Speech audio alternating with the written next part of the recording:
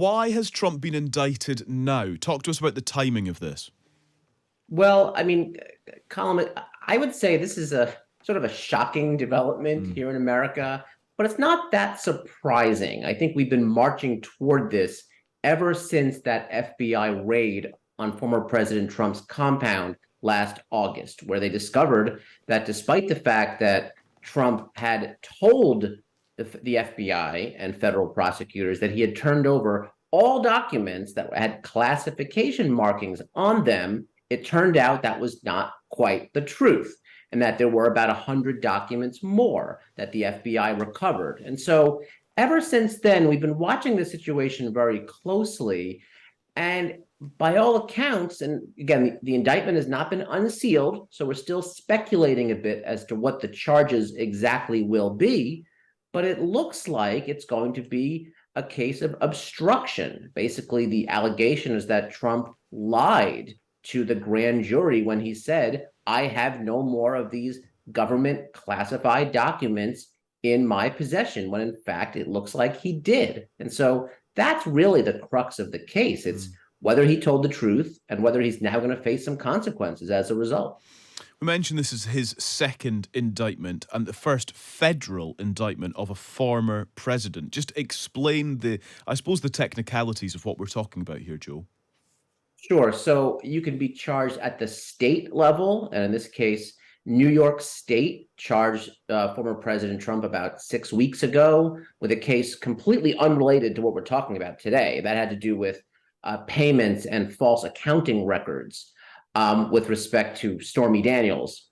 This case is charged federally, means by the federal Department of Justice, and it has to do with a federal crime or more than one crime. In this case, the matter of classified documents kept by the former president in his possession when he was supposed to have turned them in when his term of presidency ended. And so we have this bifurcated justice system where you have state charges and you have federal charges, and they really run in parallel with each other, even possibly at the same time, like we're seeing now. You mentioned the charges moments ago, and we're still waiting sort of confirmation on exactly what they are. Is it normal for him, in this case, for Trump, not to have seen a copy of the indictment as yet? Well, it's a little unusual if an indictment has been announced or has been, a defendant's lawyers have been told that he or she is being charged, but then not actually given a copy of the charging document. That's a little unusual. I think in the coming days, it'll become a little more clear what exactly is happening here.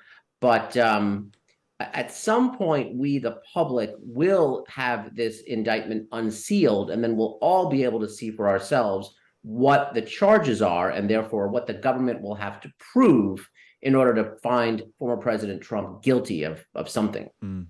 Will we see proceedings in court? Uh, Not for a while. If anyone is expecting that there's going to be any kind of on-camera proceedings next week when Trump appears in court down in Florida, you're going to be disappointed, because most of what happens now will be off camera. Now, if this ultimately goes to trial, it wouldn't be until probably late next year, possibly even after the presidential election. And most trials are not on camera. So even that will be open to the public in terms of people that could actually sit there and attend, but it will not be broadcast for a wide variety of people to be able to see. Yeah. What do you make, I suppose, of the reaction to all of this then, Joe? I suppose one of the considerations here has to be political. It just is by default. The former president saw actually quite a sharp uptick in his poll standing among Republican voters after his first indictment. Is it difficult actually for the justice system to ignore the politics of this sort of action and that perception that will be portrayed by Trump and his supporters of some sort of interference in democracy? Well, I mean, justice is supposed to be blind, right? It's supposed to proceed regardless of who the defendant is, whether they're powerful or powerless. But in reality, it's impossible to ignore politics when you're dealing with someone with such a high profile. So I have no doubt that the Justice Department will have to be very careful starting now, starting with the actual decision to charge Trump, and then moving forward, how they do things like schedule hearings, schedule perhaps a trial if it goes in that direction.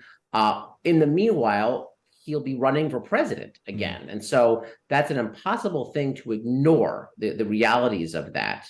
As far as Trump himself getting more popular as a result, look, he's very good at playing the victim card. He's very good at saying that the system is out to get him. And so I'm not surprised by the fact that he's a little more, even more popular after he was charged in New York. I think perhaps the fact that this case has a national security angle to it, people might take it a little more seriously than the Stormy Daniels case, which is a little silly, frankly.